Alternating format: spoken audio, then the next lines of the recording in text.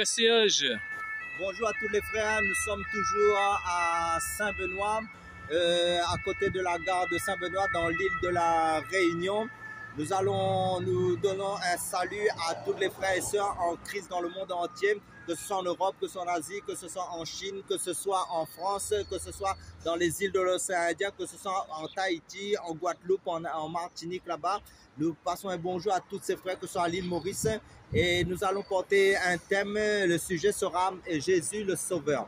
Et avant d'apporter le message, je vais prier et placer ce moment entre les mains du Seigneur. Père, dans le nom puissant de Yahushua Mashiach, merci pour l'œuvre de la croix de ton Fils Jésus-Christ. Merci pour le salut de notre âme. Merci de nous conduire par ton Saint-Esprit, car sans ton Saint-Esprit, nous sommes rien, Seigneur. Enseigne-nous ta parole, édifie-nous, Seigneur. Éclaire-nous à la lumière de ta parole par ton Saint-Esprit, ô mon Dieu, mon roi, pour l'édification de mon frère et de ma soeur en Yahushua Mashiach, notre Seigneur Jésus-Christ. Amen. Frère Serge, Jésus c'est le Sauveur. Amen. Pour toi, qu'est-ce qu'est un Sauveur?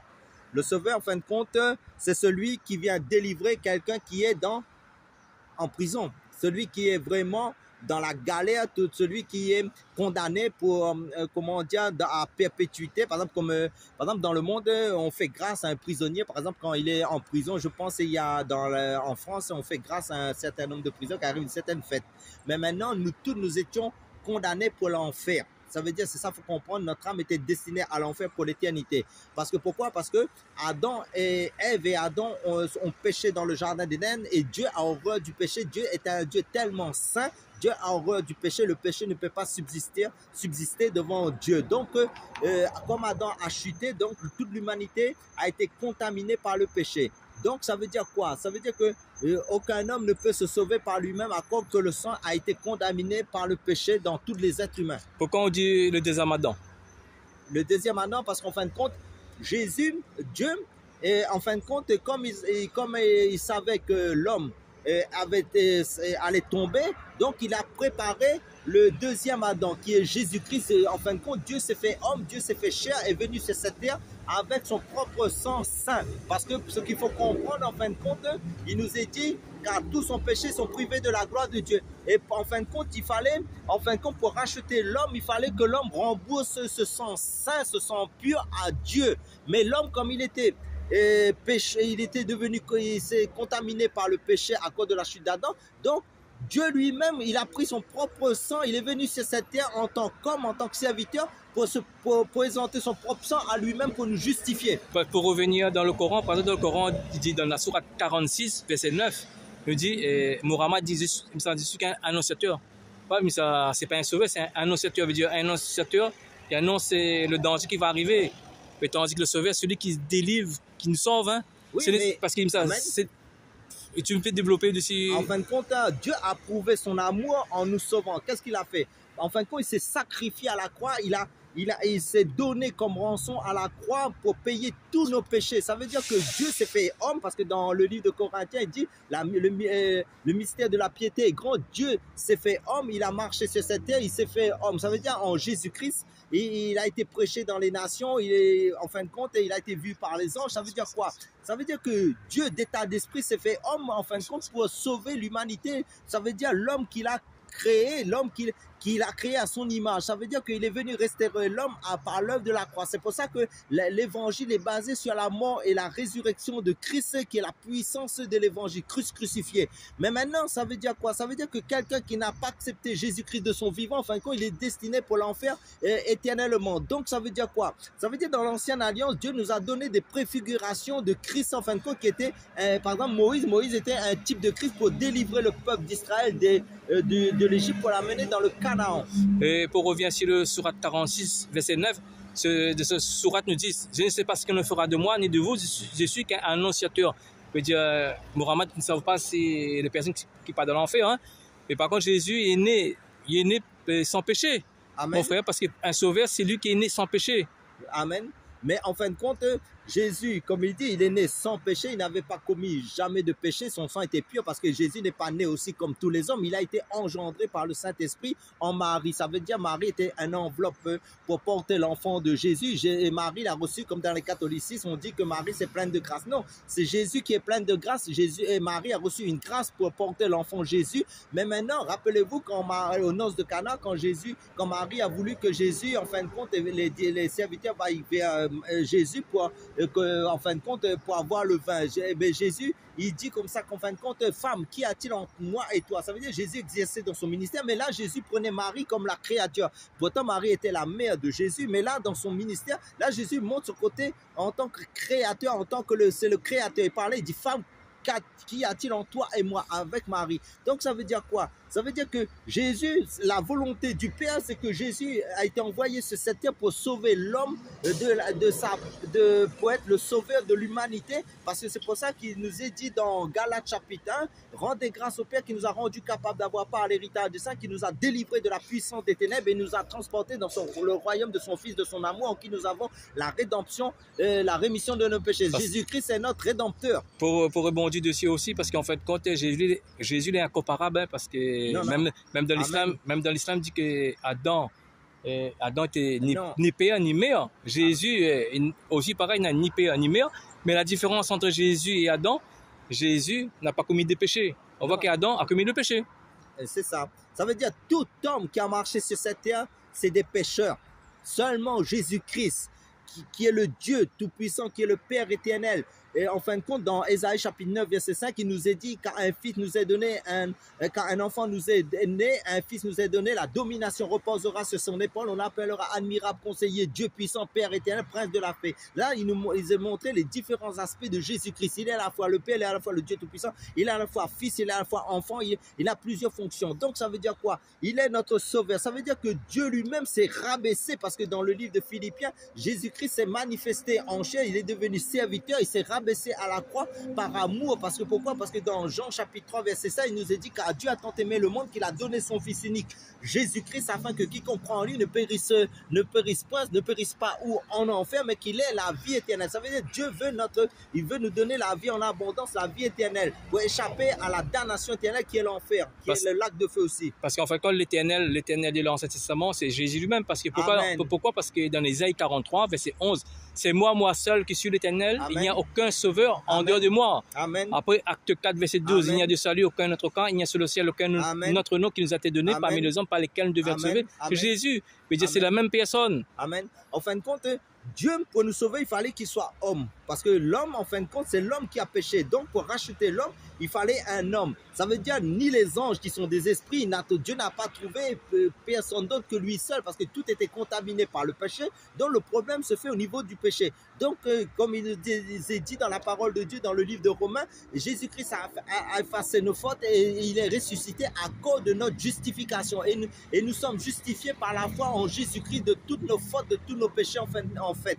Donc, ce qu'il faut saisir, c'est que Jésus-Christ, sans Jésus-Christ, en fin de compte, nous ne pouvons pas être sauvés parce que Jésus-Christ est le chemin, la vérité et la vie. En dehors de Jésus-Christ, il n'y a pas d'autre chemin. Et c'est lui la vie éternelle, c'est lui le seul, parce que c'est lui la seule rançon que Dieu le Père nous a donnée pour le salut de notre âme en tant que fils de Dieu. Pour le contradicteur qui va nous contredire, va dire toujours que Moïse est Dieu. Oui, Dieu a fait Moïse, Dieu pour Pharaon, a fait Moïse sauveur pour Pharaon. Mais Moïse n'est pas né sauveur, il n'est pas né sauveur. Jésus est né sauveur. Matthieu 1, verset 21.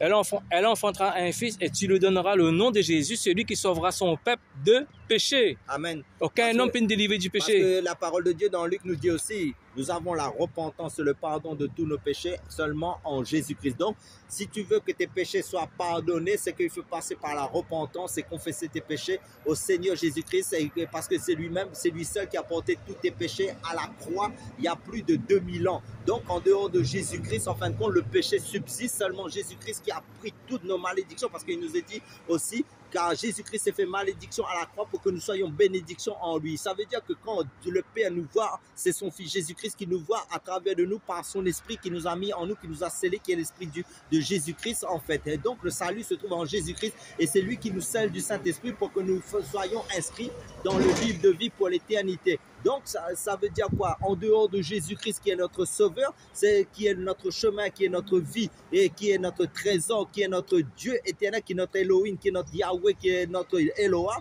Ça veut dire quoi? Ça veut dire que seulement Jésus-Christ, Bouddha ne sort pas et Shiva ne sort pas. Parce que quand vous lisez aussi dans le calendrier civil, vous verrez, et dans l'histoire de l'humanité, vous verrez que Jésus est au centre de l'histoire. Avant Jésus, après Jésus. Personne n'est ressuscité à part que Jésus. Pourquoi Jésus est ressuscité? Si Jésus n'avait pas été ressuscité, nous n'aurions pas été justifiés. Mais comme Jésus-Christ est ressuscité, nous sommes justifiés à cause de sa résurrection pour nous. Donc, nous nous sommes justifiés par la foi en Jésus-Christ. Donc, la justification, nous l'avons à cause de la résurrection de Jésus-Christ. Dieu a approuvé, Dieu a agréé son sacrifice à la croix pour le salut de nos âmes. Donc, nous demeurons en Jésus-Christ qui est notre sauveur. En dehors de lui, il n'y a pas d'autre sauveur. Parce qu'on voit aussi dans Luc 2, verset 11, hein, dans la ville de David, il vous est né un sauveur qui est le Christ, Amen.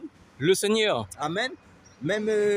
Même Siméon, au jour dans l'évangile de Luc, il nous parle aussi, Siméon annonçait la venue aussi de Jean-Baptiste qui allait annoncer la venue de Jésus qui est notre sauveur. Ça veut dire le Dieu tout-puissant que l'univers ne peut pas contenir, imaginez-vous, et qui n'est sans limite, qui n'a pas de nombre d'années, qui n'a ni commencement de vie, ni fin de vie, qui est le grand souverain sacrificateur selon l'ordre de Melchisédek, Jésus-Christ, notre Dieu, notre Elohim, lui, il s'est rabaissé à notre niveau pour nous sauver parce qu'il n'y avait pas d'autre solution. La seule solution pour le salut de notre âme, c'est que Jésus-Christ est mort à la croix, il a versé son sang saint, c'est lui notre rançon parce que nous avons été adoptés en Christ à cause de son sacrifice à la croix. Nous avons été rachetés parce que en fait, nous étions tous perdus pour l'enfer et Dieu est venu nous racheter par l'œuvre de la croix de son Fils Jésus-Christ à cause de son sang versé saint pour nous justifier. Il a remboursé la dette que Adam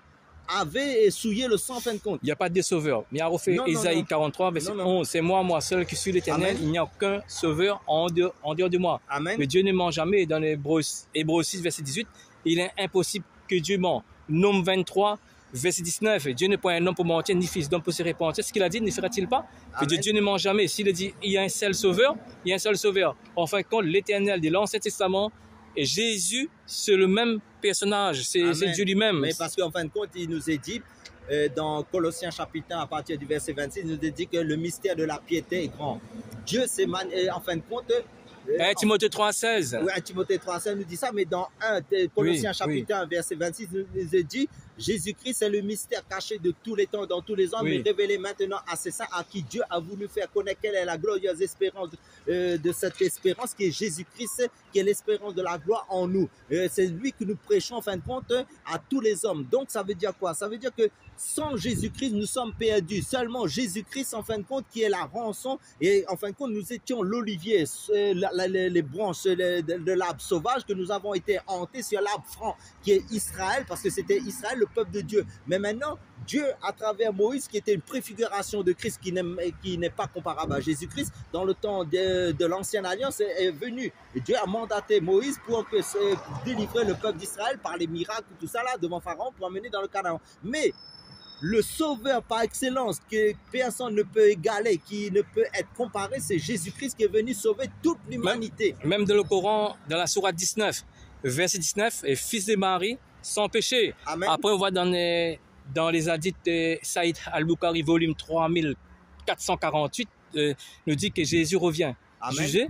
On voit que Jésus lui-même, pour les chrétiens, il va revenir. Hein, Amen. Juger les vivants et les morts. Dans 2 Timothée 4, verset 1, j'étais conduit devant Dieu, devant Jésus-Christ, qui doit juger les vivants et les morts. Amen. Peut dire, le sauveur, c'est le sauveur même qui revient parce que le sauveur est sans péché. Amen. Et parce qu'en fin de compte, ce qu'il faut comprendre aussi, saisir aussi, rappelez-vous quand Jean-Baptiste, le prophète Jean-Baptiste a vu Jésus passer, il a dit, voici l'agneau de Dieu qui ôte le péché du monde. Ça veut dire Jésus est l'image du sacrifice de l'agneau qui a été immolé. Et maintenant, pour nos péchés. Et maintenant, Jésus-Christ est assis au milieu du trône. C'est l'agneau qui est assis au milieu du trône dans le ciel, qui est le Dieu tout-puissant, qui est l'Élohim tout-puissant.